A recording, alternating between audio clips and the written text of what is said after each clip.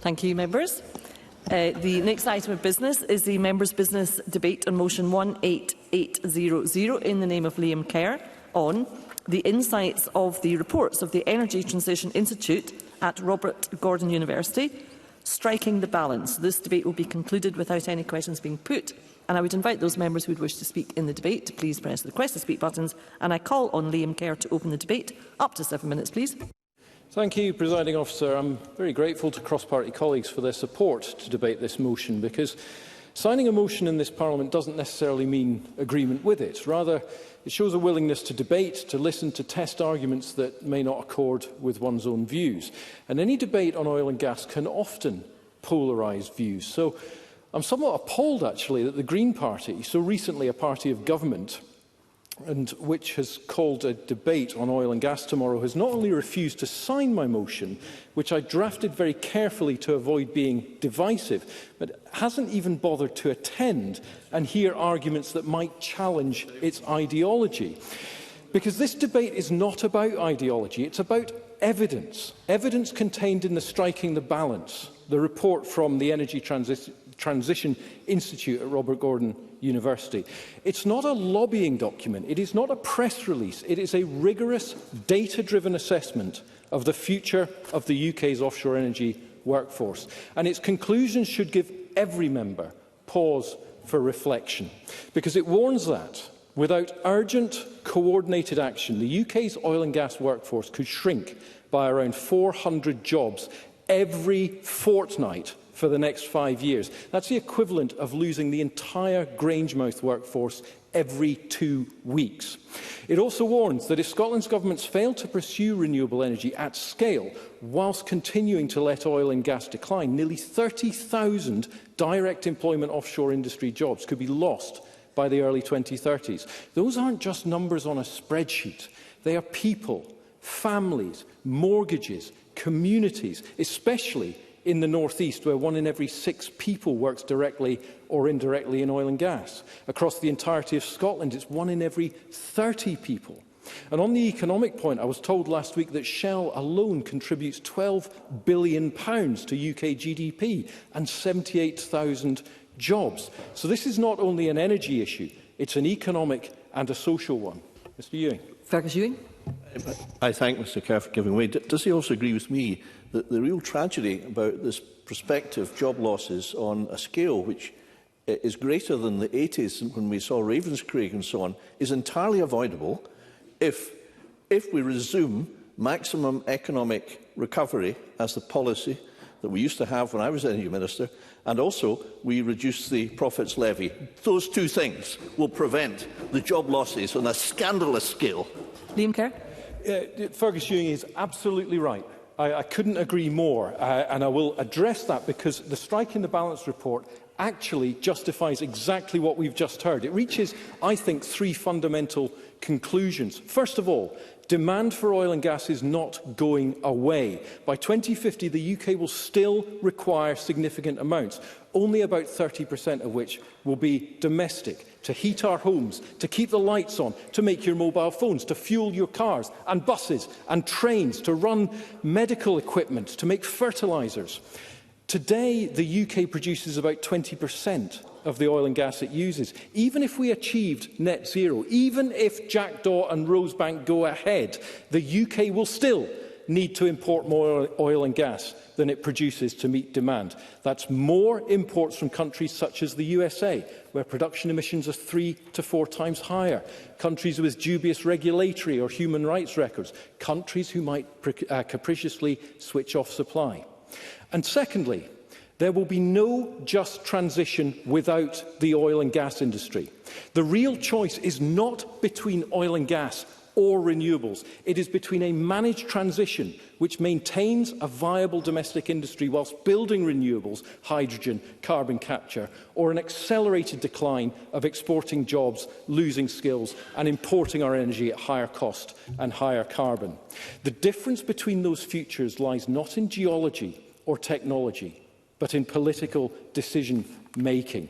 And that is the third conclusion, Presiding Officer. The role of both Scotland's governments.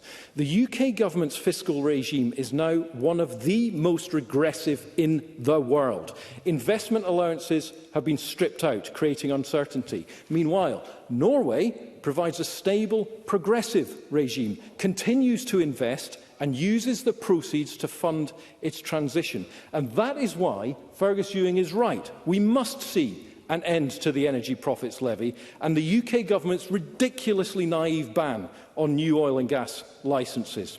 The Scottish Government, meanwhile, says one thing in Aberdeen and another in Glasgow. The no new oil and gas rhetoric, reiterated by the former First Minister Nicola Sturgeon just last week, may win headlines, but it sends a chilling message to the very workforce that will deliver net zero. And no one can ignore that the Scottish Government's draft energy strategy still contains a presumption against new oil and gas. Presiding Officer, it is the people of oil and gas who will drive this transition. But, Presiding Officer, half of Aberdeen's energy workforce holds a degree qualification.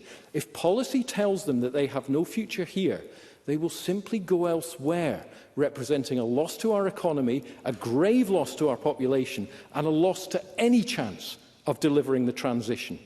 Now, as the report highlights, there is a very narrow Goldilocks zone between 2025 and early 2030 in which the UK must sustain and repurpose its existing workforce. If we run down oil and gas before renewables are ready to absorb those skills, the opportunity will be lost, and so will tens of thousands of jobs. Presiding Officer, I think we all share the same destination.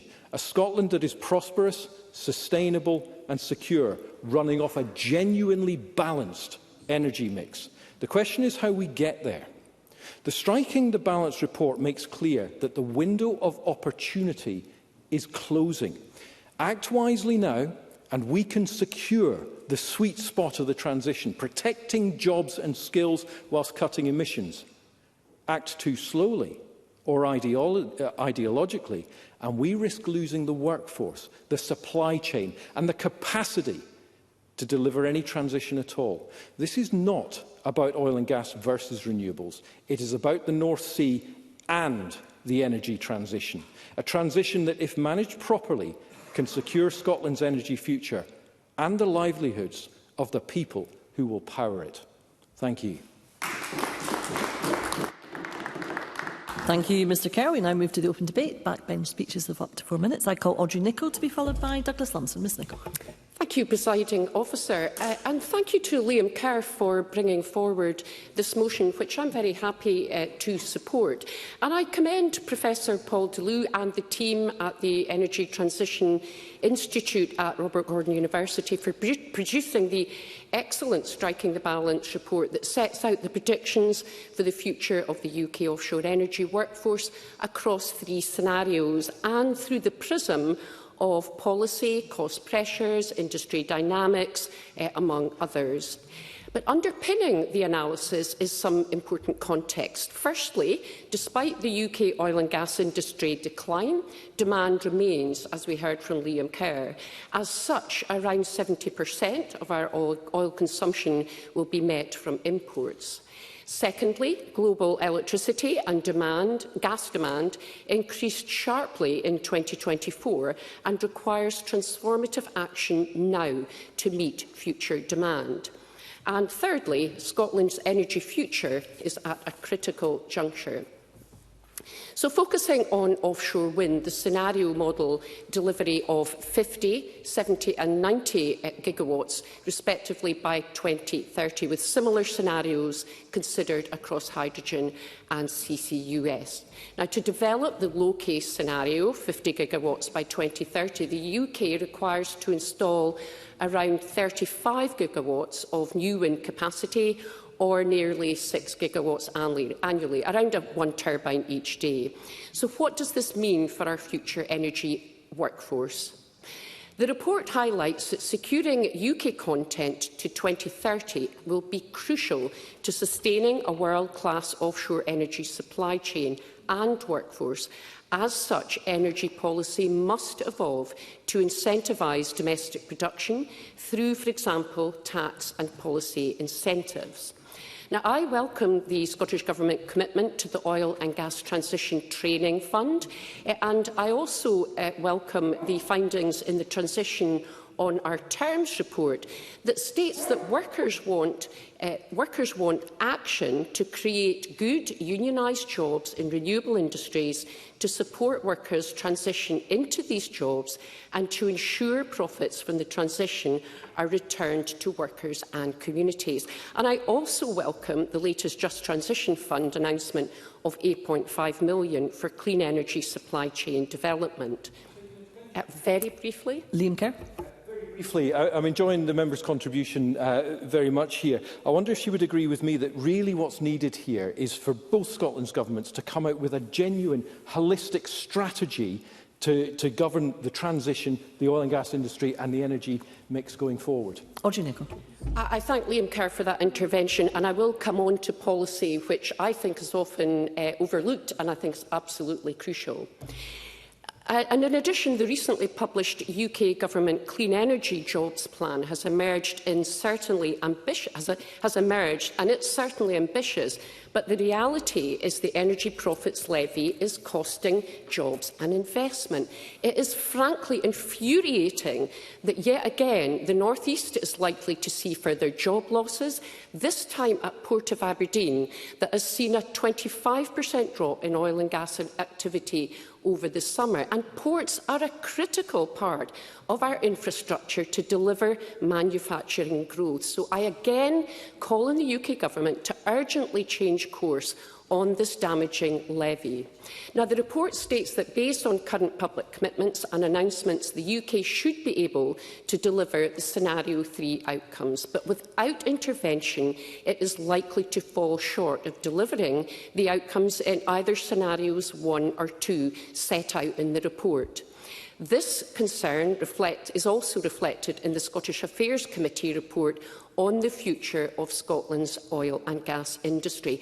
And I draw on the words of Bob Sanguinetti, Chief Executive at Port of Aberdeen earlier this week, and he said supporting existing energy business is the most likely way of accelerating the transition, drawing on the experience and project management skills to deliver the vast scale of potential developments in renewables. There is so much more to say, Presiding Officer, so once again I thank Liam Kerr for bringing this debate forward. Thank you. Thank you, Ms Nicholl. I call Douglas Lumsden to be followed by Sarah Boyatt. Mr Lumsden. Thank you, Presiding Officer, and I congratulate Liam Kerr for bringing tonight's debate and also congratulate him on his contribution. I welcome the publication of the RGU Energy Transition Institute's latest report. It's a serious piece of work, grounded in evidence, and sets out clearly what Scotland must do if we are to protect jobs, maintain energy security and build a truly managed transition. Now, my colleague has rightly focused on the impact on jobs of not investing in this sector will have in the North East and wider Scotland, but the report goes further than that. It says the North Sea's future success depends on a well-managed transition. Its message is unmistakable. We cannot deliver a credible transition without continued investment in our domestic oil and gas sector, and we certainly cannot deliver it if government policy is vague, confused or subject to the political mood swings of Labour and the SNP. Yet that is exactly what we have at the moment. The First Minister refuses to give a straight answer on whether exploration should continue. One day he hints at new licences, the next he dodges the question entirely, with vague assertions about drilling continuing if they meet net zero target. This is ill-defined and no one knows how they are measuring it. And Labour, who have ramped up the Energy Profits Levy and have a ban on new licence, well, they are no friend, and it's clearly Ed Miliband's aim to destroy the North Sea oil and gas industry. But they somehow think 13 jobs at GB Energy in Aberdeen will save the day. And we have Anas Sarwar, who is flip-flopping on the issue of new developments. He was opposed to Cambo in 2021, but is now pleading with his masters, Starmer, Reeves and Miliband, to change course. The penny must have dropped that his party's hostility towards oil and gas is a direct threat to our energy transition. This fiscal landscape and uncertainty is not harmless political noise. It shapes investment decisions and has real consequences for the people I represent in the North East. Now, I heard that first-hand at Shell last week. Conservative MPs and MSPs were there, SNP MPs and MSPs were there, but Labour politicians, they would have heard it from themselves from Shell if they had bothered to even turn up. The RGU report is crystal clear on this point. Failing to support a stable level of domestic production risks major job losses, skills flight and long-term damage to our supply chain. If we do not back our homegrown sector, final investment decisions will move abroad and the workforce will follow. Presiding Officer, that is not a theoretical risk. My constituents in the North East already feel the impact of mixed messages and political drift. These are communities built on decades of expertise, innovation and hard work. If we fail to give the industry clarity and confidence, we put thousands of families at risk and undermine the very capabilities we need to deliver the energy transition. On the front page of the P&J today, we can see that, where Aberdeen Harbour are laying off jobs because of the lack of oil and gas throughput coming through, while the throughput for renewables is not there yet. And let's be absolutely honest, if we shut down our domestic sector too quickly, Scotland will not consume less oil and gas. We will simply import more of it, normally from countries with higher emissions, lower standards and none of the economic benefits staying here at home. This is environmental irresponsibility dressed up as virtue. The RGU report calls for coordinated action, long-term planning and a clear pathway for the offshore workforce. Presiding Officer, Scotland can lead the energy transition. The North East can remain the beating heart of the UK's offshore workforce. But that requires honesty about the journey, certainty for industry and respect for the communities whose livelihoods depend on these decisions. The RGU report shows the path and it's time for government to follow it. Thank you, Presiding Officer. Thank you, Mr Lumsden. I call Sarah Boyack to be followed by Fergus Ewing. Ms Boyack. Presiding Officer, I also want to thank Liam Kerr for bringing this important debate to the Chamber today, because we need to think through the insights that come from the Striking the Balance report. It is a pivotal moment for our energy transition, and the question is not if Scotland and the UK move away from fossil fuel reliance, but how we make that shift in a way that is fair, that is planned, that is inclusive for workers, for communities, and to deliver for our economy at the same time, maximising opportunities, whether it's manufacturing or utilising the raft of new technologies that are becoming available. And firstly, we must plan ahead. And as colleagues around the Chamber have said, we know that oil and gas production in the North Sea is going to be part of our energy mix for decades to come.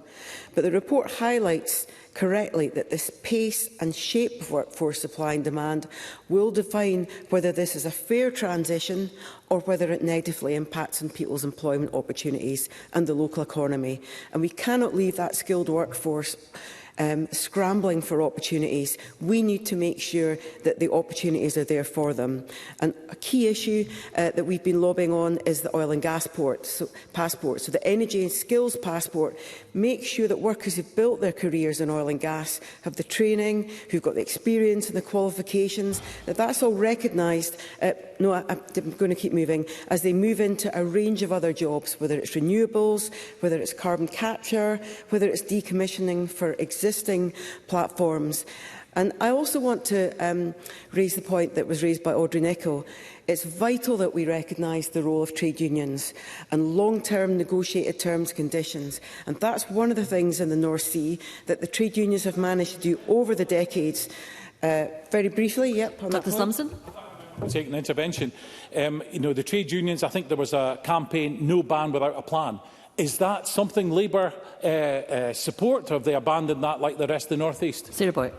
Well, that is the point, and that's what comes through in this report, that we need to make sure that we're working with the trade unions now, because as change accelerates, they need to be at the table to design that just transition, safeguarding the jobs that we have already, but also thinking about the standards going forward.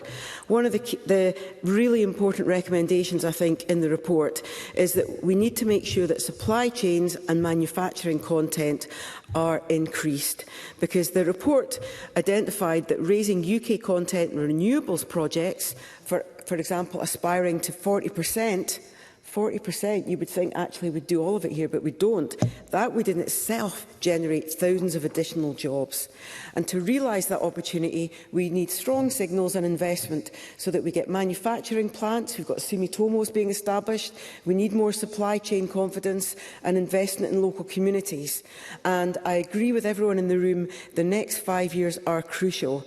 So, the UK Government's recent announcements reflect that. The National Clean Energy Jobs Plan, it does forecast hundreds of thousands of jobs over the next 5 years, but it also explicitly sets out how to support workers both in the fossil fuel sectors into clean energy, but also to collaborate with trade unions and education providers.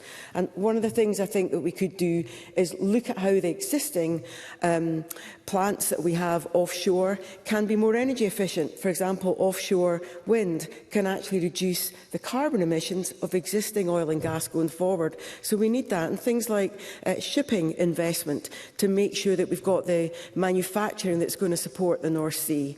I also think that the Build It in Britain ambition is about backing manufacturing, homegrown supply chains, and particularly supporting coastal and industrial communities. And that's critical because it shows that the UK Government understands that just transition means new jobs, new investment.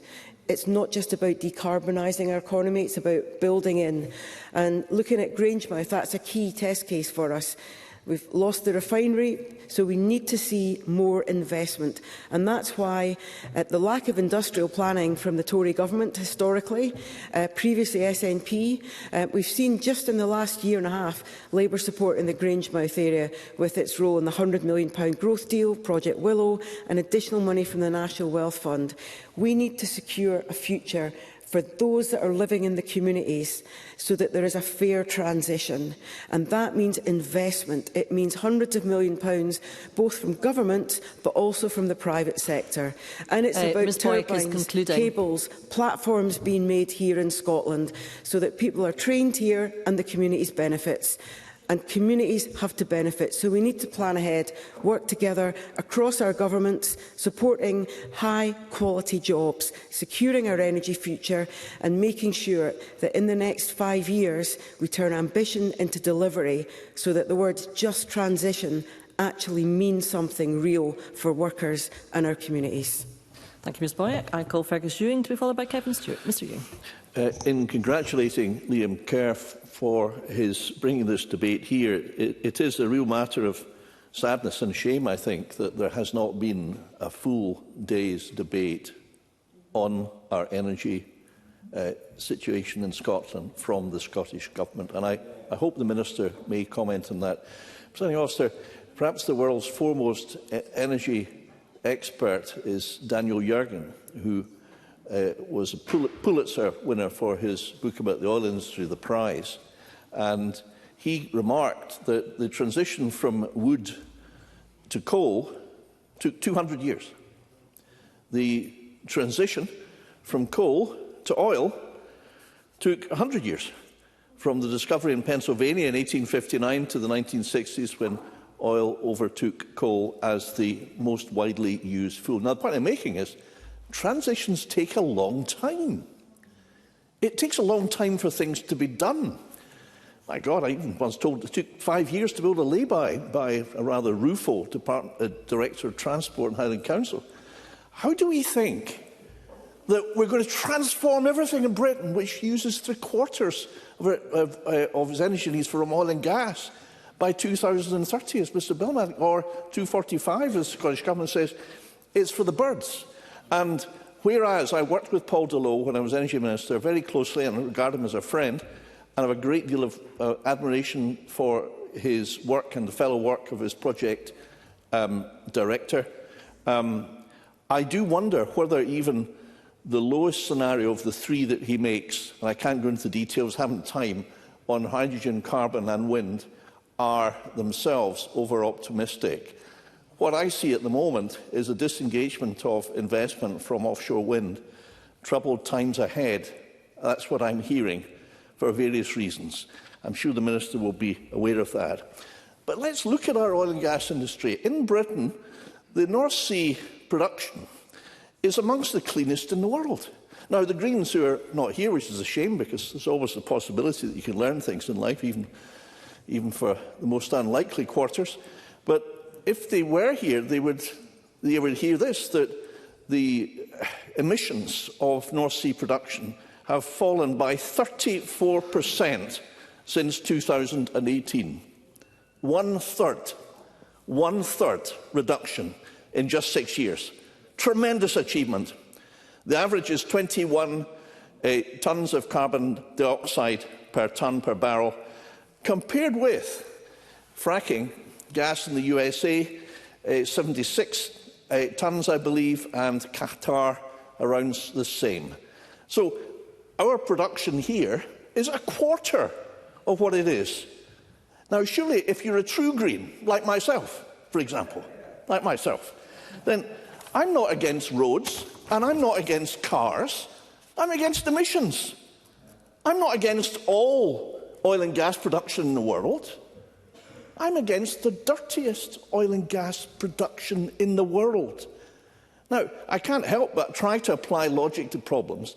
And if you apply logic, then surely the world move should be to try to encourage that UK reduction in emissions everywhere and take the lead. And incidentally, there's lots of money to be made in that too. Presiding Officer, we rely in our daily lives on oil and gas for everything. The protesters that glued themselves to Pall Mall were using a petrochemical product. The protesters that despoiled a Van Gogh painting with throwing paint at it were using an oil and gas product. I don't know if they knew it. My partner, who's an anaesthetist, every day uses anaesthetics. Just about every anaesthetic drug, is an oil and gas byproduct. Do the Greens want us to go back to the days of chloroform, the gag, and, without being grisly, amputation by the saw? Because that's what they're asking us to do with this primitive, crude, illogical approach they take. So why can't we in Britain do, I think, what the majority of people in Scotland and south of the border want? Support our oil and gas industry. It's the best in the world. I had a ringside seat for 5 years. I saw it myself all over the world. I saw that our engineers were respected as the best in the world. Let's value them. Let's praise them. Oil and gas, as Gary Smith, is not the enemy. It's part of the future, along with our renewables as well. Thank you, Mr Ewing. I call Kevin Stewart to be followed by Stephen Kerr. Mr Stewart. Thank you, Presiding Officer. And first of all, I'd like to congratulate Liam Kerr in securing this debate and for his very logical contribution. And I'd like to thank Professor Paul Deleuve and Suman Kim of the Robert Gordon University Energy Transition Institute for their work in putting the Striking the Balance report together. As an Aberdonian, a North East loon who has many family members and friends working in oil and gas, I know how vitally important the energy industry is to the area that I represent and beyond. And as the report tells us, in 2024, there were around about 154,000 energy jobs in the UK, with 75% working in oil and gas and 25% in renewables. In the UK, about 1 in every 215 of the working population have energy-related jobs. In the north east of Scotland, 1 in every 6 in work are employed by the energy industry. So striking the balance is absolutely essential to protect jobs, the economy and the communities of the north east of Scotland. And if that balance is not struck, then the people that I represent will be left to the same fate as miners and mining communities were in years past, and there will be no just transition. We know from the reports that between 2023 and 2024, a balance was struck. About 5,000 oil and gas jobs went, but the renewables workforce increased by about the same amount. The report highlights that a just transition can be achieved, but that it won't be easy. It says that a balance can be achieved with the possibility of growth in the offshore workforce. However, my fear is that the worst-case scenario of the loss of 82,000 oil and gas jobs with only 45,000 renewables jobs gained is more likely than the best-case scenario and jobs growth. Why do I say that? Well, the UK Labour government is ignoring the experts, ignoring academics, industry, the workforce, the trade unions and communities. UK Labour are wedded to the Energy Profits Levy, which is impeding North Sea investment.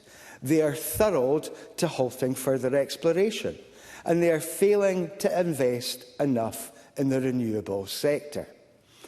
The report says that in order to strike the balance, planning the plan requires coordinated action. But the problem is Labour has no plan. Shutting down the North Sea prematurely and importing oil and gas from elsewhere is not a plan. Stopping the likes of the Jackdaw gas development would mean no St Fergus, no Moss Moran, and it would mean getting the Acorn carbon capture project off the ground near impossible. I'll give way to Ms Boyack. Sarah Boyack. I wonder if the member has any idea when the Scottish Government's Energy and Just Transition Plan will be appearing, because we've been waiting for it for over 2.5 years. Kevin Stewart. The most important thing here is to recognise that these matters are reserved. The UK Labour government is in the driving seat here. Energy is a policy area that is reserved to Westminster. Now, my advice to the Labour government, to Ms Boyack, would be if they were truly serious about delivering for communities across this country when it comes to energy, then they need to put together an energy security plan combined with a transition plan to net zero.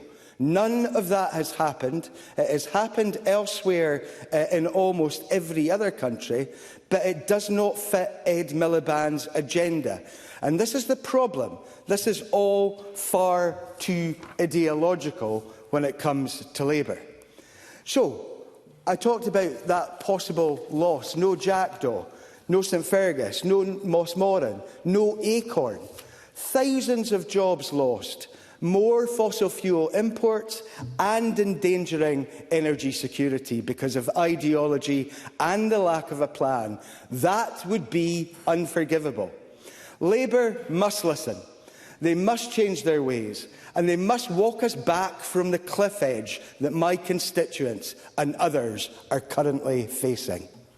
Thank you, Mr Stewart. And I call Stephen Kerr. Mr Kerr. Well, if I'm frank, I find it a bit rich listening to Kevin Stewart go on the way he's gone on, because I've sat in this Parliament, as the rest of us have. Thank goodness for the official record, because it will show that the SNP and its leadership have consistently demonised the oil and gas sector. And Kevin Stewart may wish to intervene. I'm happy to let him do so. Kevin Stewart. Pleased that Mr Kerr has allowed me to intervene.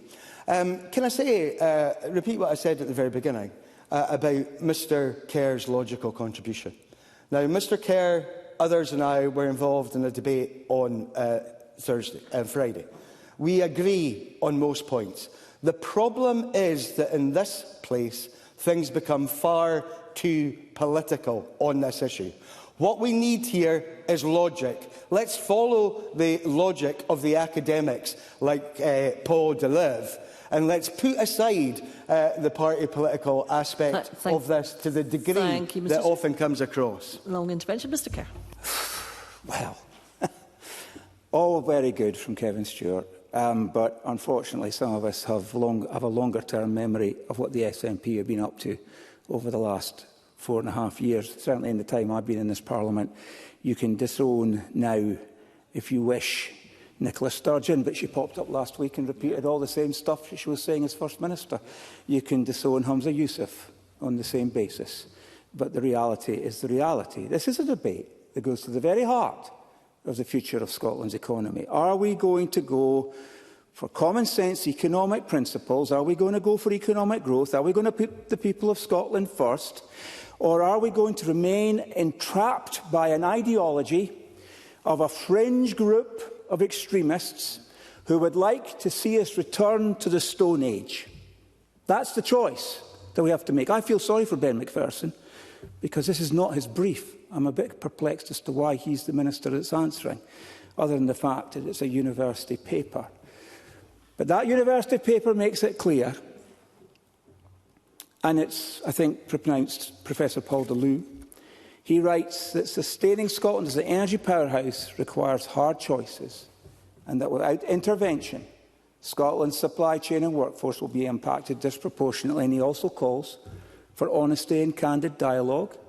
So I welcome what Kevin Stewart is saying. I should make that clear, because we should be evidence-led. I don't know how many speeches I've given in this Parliament saying the policy should be evidence-led. It should be based on fact, not fiction, not fantasy. Because if we don't come up with a common UK policy framework in energy, one that achieves what we want it to achieve, then in the words of Paul DeLue, we will be sacrificing our energy resilience and our national security. Of course. Claire Adamson. I wonder if Mr Kerr listens to Life Scientific on Radio 4, which had a prominent climate expert on it today, explaining that Professor Pierre Friedlingston was explaining that this isn't a matter of economics, this is a matter of survival, and that if we do not do more to tackle the climate crisis and our use of carbon, then we will all be paying that price. Stephen Kerr. We're not going to do that at the price of tens of thousands of jobs. Yeah. We're not going to do that at the price of making our country poorer. Yeah. And no parliamentarian in this Parliament should be arguing for that kind of pathway forward, because it's nonsensical. We have had plans and strategies and promises of jobs in the renewable sector until our ears bleed. None of it happens because we are in denial of economic reality when we refuse to see things as they really are and instead transpose some fantasy. Now, there's lots that could be said, and I'm over time already, so I won't continue, except to say I have lived long enough to see the day when Fergus Ewing proclaimed himself a Green in this Parliament. I feel incredibly privileged to have been in the chamber to hear this. But I also know that he speaks in ordinate common sense on this subject, as he does on many other subjects, based upon economic fact. And I would ask all of us, particularly as we look ahead to tomorrow's debate on the future of Rosebank, that will be a very interesting vote tomorrow. No doubt it will be, as is the way of the Scottish Parliament, it will be amended out of sight by the SNP and Green majority. But I'll close with the words of Kemi Badenoch. We are in the absurd situation where our country is leaving vital resources untapped, while neighbours such as Norway extract them from the same seabed. Madness. Thank you, Mr Kerr. I now would call the Minister, Ben McPherson, to respond to the debate. Around 7 minutes, please. Thank you very much, Deputy Presiding Officer, and thank you to all colleagues for what has been, I think, a good debate and an important debate with an honest exchange of views and insights. And I also pay tribute to Liam Kerr for bringing this debate to the Chamber and the constructive way in which he drafted his motion and presented it at the beginning. And that is exactly the sort of approach that we need collectively on this extremely important issue and challenge.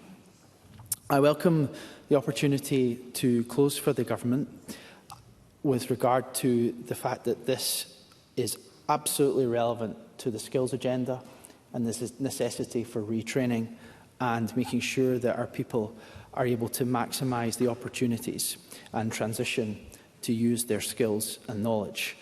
The Energy Secretary is at COP, where this whole question, of course, will be being discussed at a global level. And while Scotland is a very small contributor to emissions in terms of the international situation, we are a very well-respected voice in terms of what we are doing to both transition to net zero, use our expertise and help those who are affected by climate change and seek to, in that collective challenge globally, reduce emissions at that scale, because that is what is needed. And we're an important voice in that room, while, of course, others are much bigger contributors of fossil fuels. I also want to start today's summing up by restating our firm commitment as a government to delivering a just transition to net zero workers, communities and businesses across Scotland, particularly, of course, in the North East. And we've had many colleagues from that part of Scotland rightly contributing today. But as I have said in other debates, and others emphasised during today's discussion too, for those of us who represent constituencies elsewhere, this is such an important industry and sector, not just because of its national significance to all of our lives and our economy, but also because of the indirect jobs in other parts of Scotland, including in my constituency. The strength of the industry in the North East and Scotland's oil and gas and energy industry overall is world-renowned, and people have rightly emphasised that. And what has also been rightly emphasised is that this issue of energy policy is very much reserved to the UK Government. And I think today's debate emphasises that it's right that we debate both devolved and reserved policy, especially when they interact. Yes, of course. Douglas Lumsden. For taking the intervention, and I completely understand that most of energy policy is reserved, but the Scottish Government did come out with an energy and just transition strategy. Now, that's been in draft format for 2.5 years. So when will we see the final version of that policy? Minister. I refer the member to the answer that was given just last week, I think, in the Chamber on that point. I also think I'm glad the member raised that, and I say this without meaning to be party political, but there have been other times in this chamber where the publication of strategies and plans by the Scottish Government have been derided by other members. So I'm glad that there's now an enthusiasm for when it's right and appropriate that we should have plans and strategies, because they're an important part of how we drive policy and resource allocation. The point was raised about, in terms of reserve policy, around the energy profits levy. And while a levy on big business, not just energy businesses, but big business, was appropriate during the pandemic, where we saw, for example, our supermarkets making a very significant profit, I do think that it's important to emphasise that we should see the earliest possible end and complete reform of the complete reform of the energy profits levy, and we continue to call on the UK Government to do that. I think as well it's interesting that Norway was raised as an example, and I think it's where we are now in terms of the economy of the North East and all of Scotland. We could have received so much more benefit from decades past if investment had been made proportionately and appropriately into Scotland, given the amount of resource that went into the UK Treasury from the North East oil and gas industry. And I do think it's important for context to emphasise that on the record. What's also important and appropriate is what people have said about the need for fossil fuels and how that's considered with regard to a maturing basin. I do think that it's possible to acknowledge that we will need to continue to have fossil fuels utilised in our economy and our lives, but also the benefits of moving to net zero and being less reliant on fossil fuels. I'll take Liam Kerr. Liam Kerr. I'm very grateful to the Minister, and actually I wanted, on exactly that point, to give him the opportunity to respond to Claire Adamson's intervention from earlier. I think we all accept that demand is not going away, and such that the less we get domestically, the more we must import at higher emissions from less well-regulated regimes, from not-so-clean regimes, as Fergus Ewing pointed out. So does the Government agree with me that the environmentally responsible thing to do is actually to get oil and gas from the North Sea? Minister. I think there are important considerations that have been raised in those points. I'm sure these will be debated during tomorrow's discussion as well in Parliament. I think what's also important to emphasise is that, of course, these are global energy markets of supply and demand, and it's not as simple as the way it's been portrayed as either or. So I think we need to just think about that carefully. I am conscious of time, Presiding Officer, but I'll take Kevin Stewart. Kevin Stewart. I thank the Minister for giving way, and to follow up on Mr Kerr's point, I think, again, looking at the logic here and the Climate Change Committee's figures on the oil and gas requirements of the UK over the peace to 2050, it quite clearly shows that if we shut down the North Sea too quickly, we are going to be much more reliant on those imports from the United States and Qatar. And it's been pointed out to get LNG from the United States is 3 times the carbon of taking oil and gas out of the North Sea. That is illogical. Does the Minister agree that in all of this we need to be logical rather than illogical? Minister, and if you could start to conclude, please.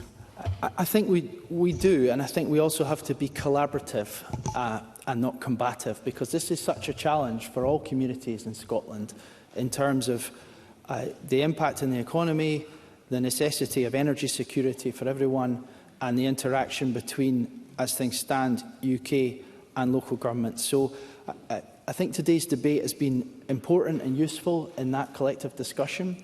I personally, and I know other ministers, will welcome further dialogue on these matters, and there are important considerations, of course, with regard to skills. As has been stated, the North East of Scotland has more people engaged in the offshore energy industry than anywhere else in the UK, and we appreciate that the risks of energy transition will be more acutely felt in that region. So in terms of understanding this, we have invested more than £120 million in the North East through our Energy Transition Fund and Just Transition Fund, supporting supply chains, delivering growth and helping workers to access new opportunities. We will continue to do this and other initiatives, and if members with an interest want to write to me on this, I can supply more information on the initiatives that are taking place, and will seek to keep members informed.